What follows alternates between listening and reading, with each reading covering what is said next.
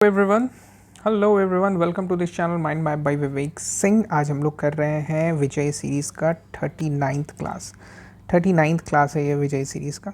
38 class हो चुका है, तो 38 क्लास जो है बहुत इंपॉर्टेंट है, सारे देख लेना एग्ज़ाम से पहले, ठीक है। चलिए स्टार्ट करते हैं आज का। तो आज हम लोग बात करेंगे सब सॉइलर के बारे में। सब सॉइलर का डेप्थ कितना है वर्किंग का, तो अप टू 50 सेंटीमीटर तक सब सॉइलर वर्क कर सकता है, ठीक है। सब सॉइलर होता क्या है? सब सॉइलर देखो ऐसा कुछ दिखता है। इससे क्या होता है कि जैसे सॉइल है ना, तो सॉइल को वो ब्रेक कर देता है सरफेस के अंदर ही। जैसे ये मान लो सरफेस है, ठीक है, अंदर सॉइल है, तो ये चलेगा। और ये ऐसा कोई ज़रूरत नहीं है कि ये जो सॉइल का जो क्लॉडिंग्स है वो ऊपर आने की ज़रूरत नहीं है, वो अंदर ही अंदर उसको ब्रेक कर देता है, ठीक है। और इसका डेप्थ जो है ये कितने डेप्थ तक जा सकता है? 50 सेंटीमीटर तक, ठीक है। कुछ एग्जाम्स में क्वेश्चंस आए हैं, इसलिए मैंने इसको पुट किया। A4 में अभी तक मैंने नहीं देखा, मगर सब सॉइलर work at a depth of देख लेना।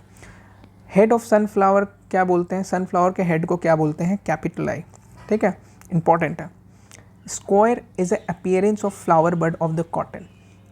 देखो जो कॉटन है ना, कॉटन में बहुत कुछ होता है। देखो स्क्वायर कुछ एक अलग सा टर्म है जो कि फ्लावर बर्ड के कॉटन के अपीयरेंस को बोलते हैं। तिराक है, तिराक क्या होता है? Bad opening of flowers of cotton, ठीक है।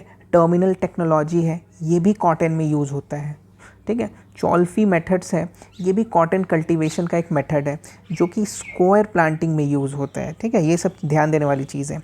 कहाँ होता है? महाराष्ट्र में यूज़ होता है, ठीक है। एरिया स्पेसिफिक भी पूछ देता है। स्पेसिंग कितना होता है ये भी पूछ सकता है, 50 सेंटीमीटर से 50 सेंटीमीटर के अंतराल में, ठीक है। तो ये पूरा इंपॉर्टेंट था। नेक्स्ट होता है बायो फार्मिंग। बायो फार्मिंग अब क्या है उसको हम लोग को देखना है। देखो बायो फार्मिंग नाम से ही हो रहा है ना, फार्मिंग और बायो, ठीक है, कुछ साइंस से रिलेटेड हम लोग काम कर रहे हैं इसमें। इसमें क्या होता है कि हम लोग क्रिएट करते हैं plants that can produce pharmaceuticals, protein and chemicals, ठीक है। बहुत सारे केमिकल्स होते हैं जो हमें मेडिसिनल यूज़ में बहुत सारे आते हैं, तो वैसे प्रोटीन्स को हम लोग प्लांट्स के थ्रू प्रोड्यूस करते हैं। किस बेसिस पे? जेनेटिक इंजीनियरिंग करके, ठीक है। थोड़ा सा इंजीनियरिंग करके उसमें कुछ मॉडिफिकेशन करते हैं, और मॉडिफिकेशन करके ऐसा कुछ करते हैं कि उसमें इंपॉर्टेंट प्रोटीन्स और केमिकल्स हम लोग प्रोड्यूस कर पाएँ, ठीक है। तो अब ये वाला जो चीज़ है ना बायो फार्मिंग, ये बहुत रीसेंट और ये इंपॉर्टेंट हो सकता है, ठीक है। इसमें क्या देखना है कि मोस्ट पॉपुलर जो अभी हम लोग यूज़ करते हैं वो कॉर्न है। हाँ, corn is the most popular substrate, ठीक है, followed by soybean, tobacco and rice. Basically यही चीज़ है। बायो फार्मिंग क्या है आपको समझ आ गया। और उसके बाद सबसे इंपॉर्टेंट इसका सबस्ट्रेट कौन है जो सबसे ज़्यादा यूज़ करते हैं प्लांट में? वो है कॉर्न। नेक्स्ट हम लोग बात करेंगे टर्मिनेटर टेक्नोलॉजी। टर्मिनेटर टेक्नोलॉजी है क्या? Is a research of seeds that produce sterile seed, ठीक है। सीड्स हम लोग स्टडी करते हैं टर्मिनेटर टेक्नोलॉजी में उस प्लांट्स और सीड्स के बारे में जो स्टेराइल सीड्स प्रोड्यूस करता है, ठीक है। जिसका स्टेराइल सीड से होता क्या है कि इससे जीन फ्लो प्रिवेंट होता है। जैसे हमारा जो जैसे बहुत सारा जो आपको जैसे एक प्लांट्स का जीन होता है वो दूसरे में फ्लो हो जाता है, तो उस जीन फ्लो को रोकने के लिए हम लोग स्टेराइल सीड्स का स्टडी कर रहे हैं कि स्टेराइल सीड्स आखिर ऐसे कैसे कर पाता है, कैसे हो पाता है, ठीक है। तो इस स्टडी को, ठीक है, इस रिसर्च को हम लोग टर्मिनेटर टेक्नोलॉजी बोलते हैं, ठीक है। नेक्स्ट हम लोग बात करेंगे बायोटेक्नोलॉजी एंड क्रॉप इम्प्रूवमेंट, ठीक है। ये देखो आरआरबी में मैंने ये क्वेश्चन देखा है। Genetically engineering organisms was introduced, ठीक है, in crops to resistant to pest. Pest के लिए रेसिस्ट करने के लिए हम लोग जेनेटिकली इंजीनियरिंग ऑर्गेनिजम्स हम लोग इंट्रोड्यूस करते हैं, ठीक है। उसके बाद ये क्वेश्चन मैंने आरआरबी में देखा है, ठीक है। यहाँ से देखो 3-4 क्वेश्चंस बहुत इंपॉर्टेंट है।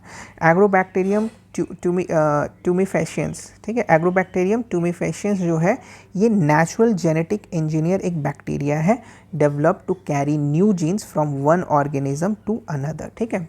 ये natural which is known as natural genetic engineering bacteria, ऐसे करके पूछ सकते हैं, ठीक है। तो नेचुरल जेनेटिक इंजीनियरिंग कौन हो जाएगा? Agrobacterium tumefaciens. First biotech plants जो है, ठीक है, वो किस क्रॉप से हम लोग इंट्रोड्यूस किए थे? तो ये होगा टोबैको, टोबैको इसका आंसर होगा, ठीक है। उसके बाद मेज़ का जो प्रोटीन होता है ये क्या है? ओपेक 2 जीन, ठीक है। मेज़ का प्रोटीन जो है वो opaque two gene was transferred in maize for obtaining lysine rich maize variety.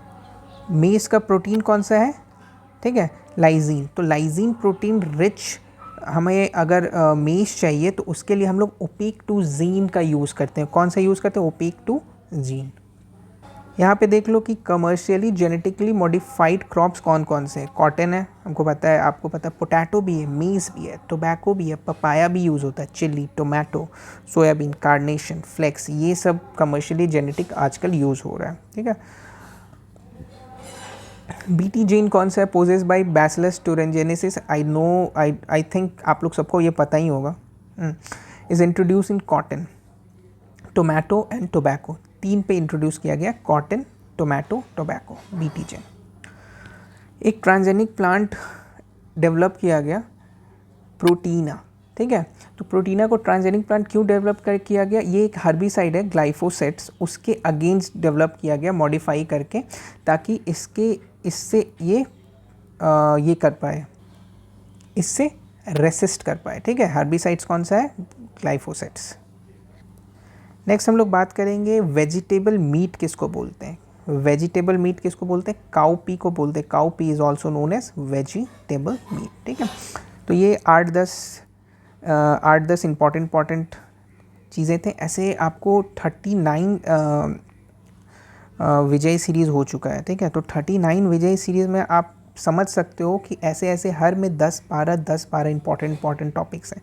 कितनी ज़्यादा इंपॉर्टेंट टॉपिक्स हैं। हर एक सीरीज़ को अपने कॉपी में लिख लेना, जो पता होगा उसको छोड़ देना, जो नहीं पता होगा यार उसको लिख लेना। वो क्या होगा ना, ऐसी चीज़ें फाइनल में काम देती है, ठीक है। अब ऐसा तो है नहीं कि इतने सारा इंपॉर्टेंट चीज़ें करवाया हूँ तो इसमें से तो कुछ ना कुछ तो आएगा। एक तो आपका रिविज़न हो जाएगा, सब देख लोगे तो, और दूसरा क्या है कि कुछ अगर छूट रहा होगा तो वो आपका कंप्लीट हो जाएगा, है ना। चलिए, थैंक यू सो मच।